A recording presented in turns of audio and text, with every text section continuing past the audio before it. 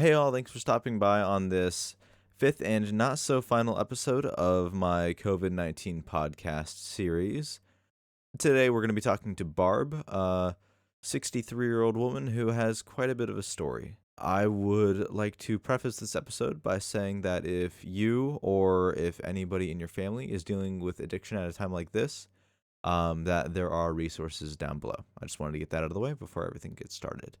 Besides that, let's just jump right into it. So hey, how you doing? I'm doing well. Can you tell me a little bit about yourself? Sure.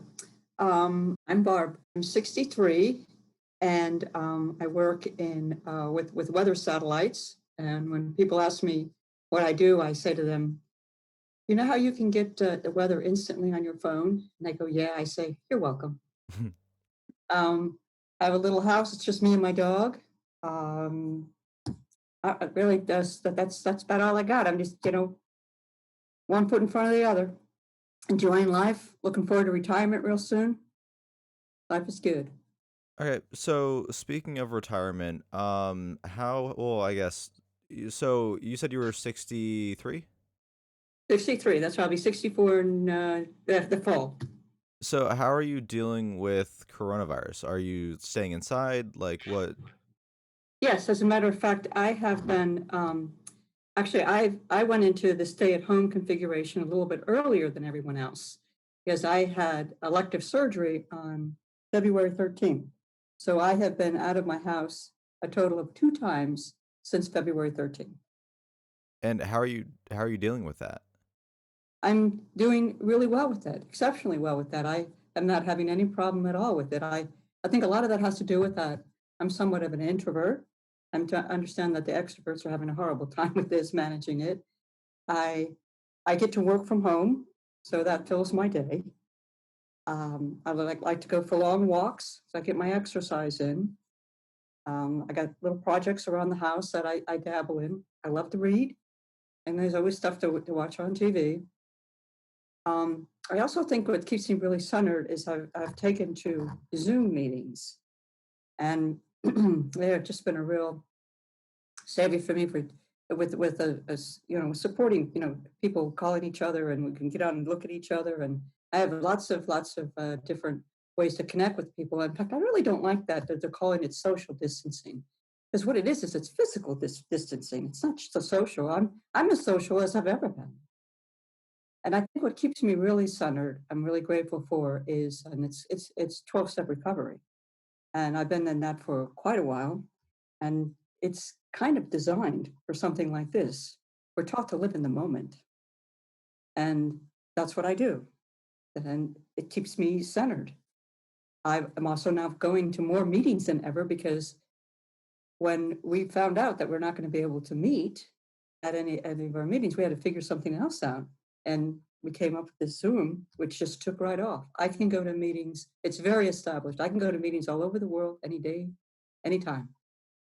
In fact, one of my little crusades that I have is I'm going to 50 meetings in 50 states in 50 days, and I've got 27 states already. Been to Wyoming. I've been up to Maine. I've been over to Portland, over to Oregon. I've been to Florida, going all over. And it just keeps me centered between that and just staying in the moment. I'm doing okay. I'd imagine that right about now, it'd be a tough time for people dealing with issues of addiction, being stuck at home all day, pretty bored. Would you have any suggestions for people dealing with that? Yes. If you're if you're not in recovery, I agree with everything you said because it's more of like and they call it a disease. Right? You can break it down to it's a dis-ease. It's about not just physical, you know, uh, you're addicted to it physically, but there's also an emotional and a mental part. And 12-step recovery is really more about how to stay stopped and be reasonably happy about it. Because we all can stop. And we all can stop. But the trick is to stay stopped and be reasonably happy. And the 12 steps of recovery teach you how to do that, how to approach life on life's terms and be okay with it. Because if you can't accept life on life's terms, you can't be happy. And the whole idea behind 12-step recovery is to be reasonably happy so you can stay stopped. So if they're not in recovery, I can see your point, and but all I can hope for is that they will somehow find these Zoom meetings now and give us a try.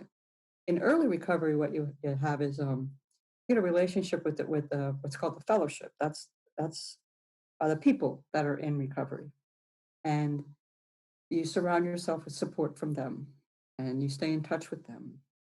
And they have a saying in there that you want to go to if you're new, you want to go to 90 meetings in 90 days.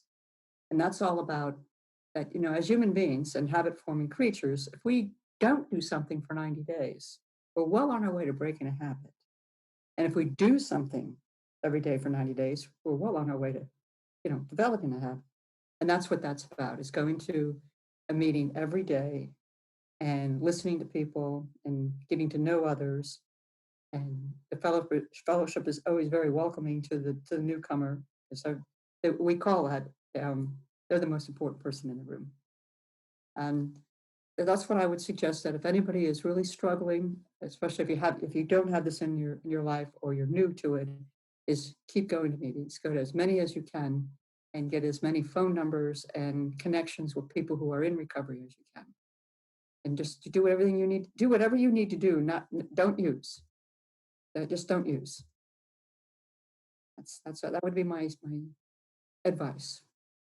Because once you start, it's hard for us to help you if you start. We can help you stay stopped. So that's what I'm trying to say.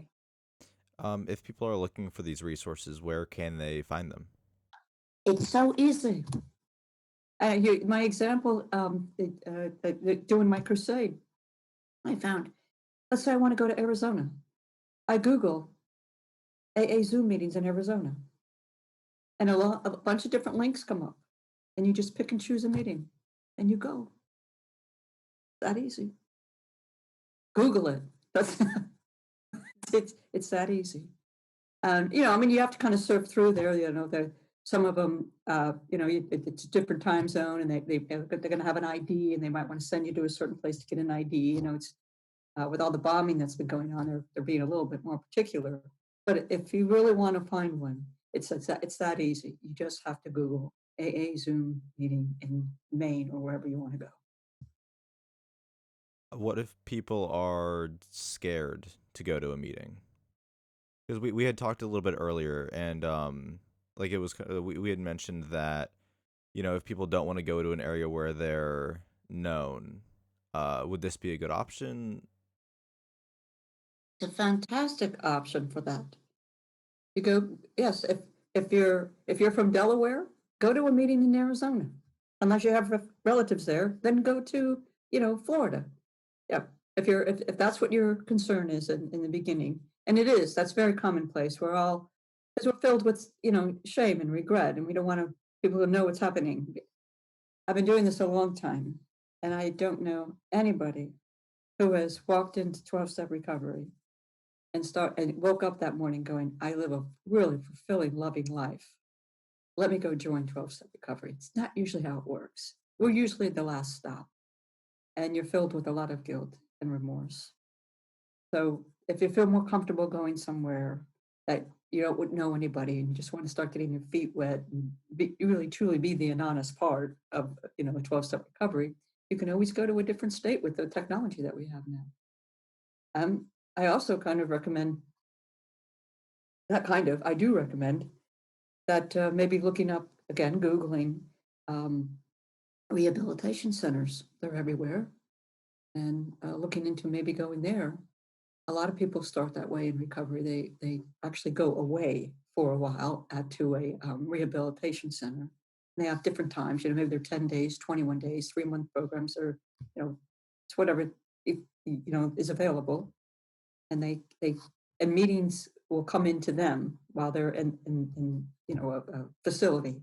So they'll get familiar with what to do every day, which is go to a meeting. This comes to them, and that way when they leave after 10 days or 21 days or whatever it is, I recommend that because that's what I did. And I was actually released after I was tried 21 days in recovery. they released me on Super Bowl Sunday. Who was doing the decision making in that place? But what I remember more than anything else, and that's a long time ago, I've been sober for a while, but I remember when I left there, I was 34 years old and I was 21 days sober. And I had not been that sober since I was 13. And it gave me hope. And that night I went to a meeting and I've been going to one since. And here we are. I'm coming up on 29 years soon. Congratulations. Thank you. And just one day, it's just one day. I did it just one day. And then that's why, again, I think this 12-step recovery is so designed for what the world is going through right now because we're taught to just live in the moment. We just have today.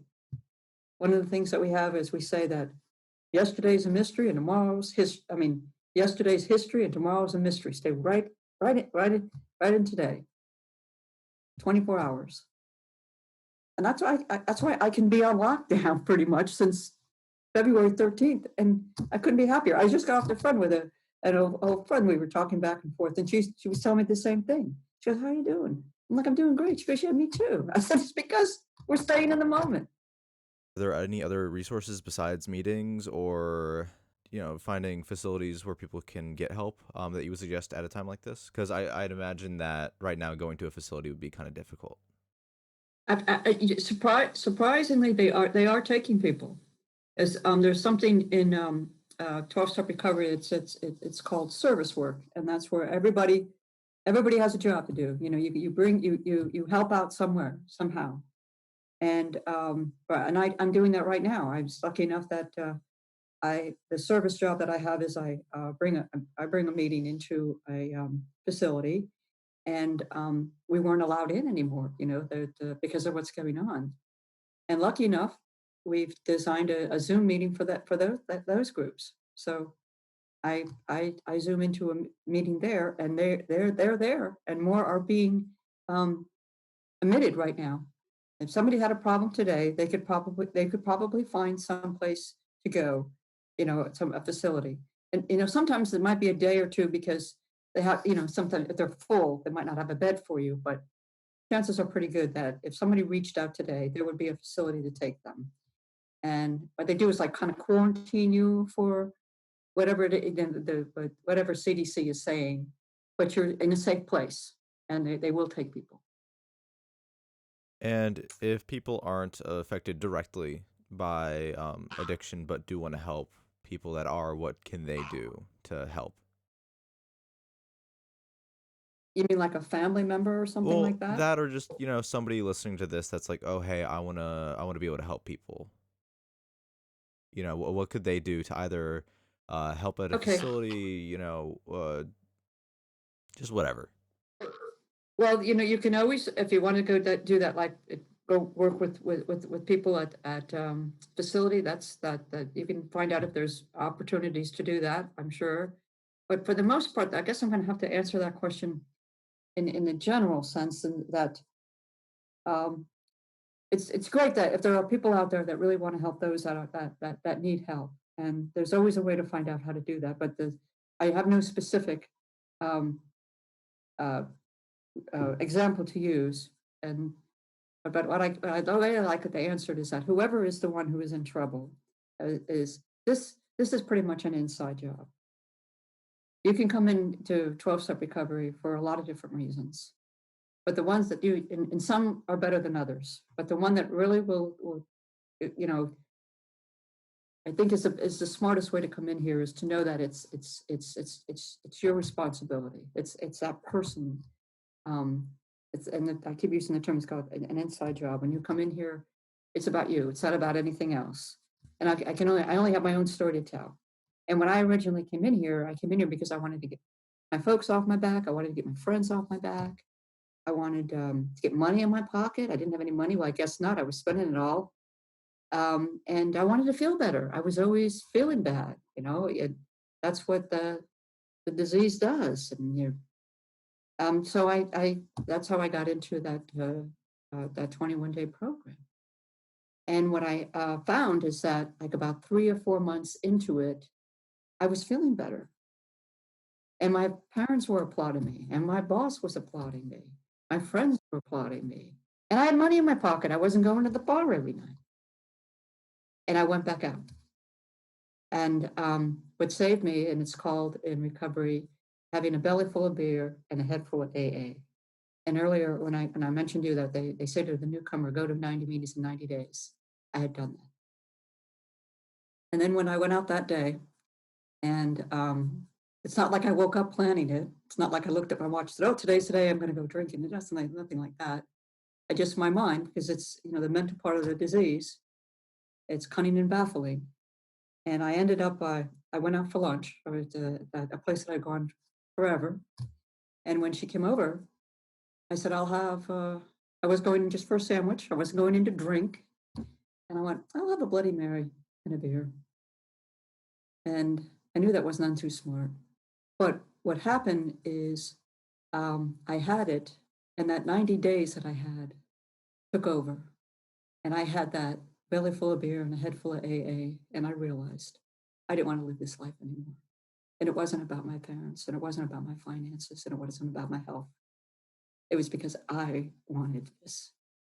And for every day since then, I don't go to meetings for my health. I don't go there for my finances. I don't go in there for any other reason except that I have the disease of addiction and I need to go to meetings on a regular basis so I can stay reasonably happy and stopped. I know that didn't answer specifically the way that you asked the question, but that's kind of the answer is that they have to do that. They have to walk into that treatment center themselves. And if they really want it, it's an inside job. You talked about how this was an inside job, but are there any things that family members can do to help?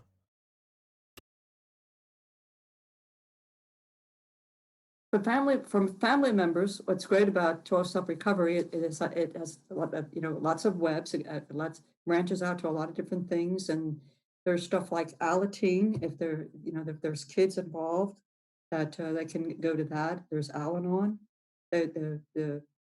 They can get help for themselves, so that because it's a family disease. So they say that too. It affects everybody in the family. And so the best thing to do if somebody doesn't have the drinking problem but has a problem in their family with it, those are the kind of meetings that they should be going to, like Alateen and Al-Anon and that kind of thing. Those people there will know how to help them with the person who has the addiction that they're living with. Okay. And then do you have anything else you'd like to add? Any final wise words or anything like that? I'm very grateful. That's what I am today. That I can live in the world the way it is right now and be okay with it. And that's that's all due to 12-step recovery. And I've learned about me. So now I get along great with me. I'm not having any problem at all with this. And I'm really grateful for that. Okay. Awesome. Thank you very much. Thank you.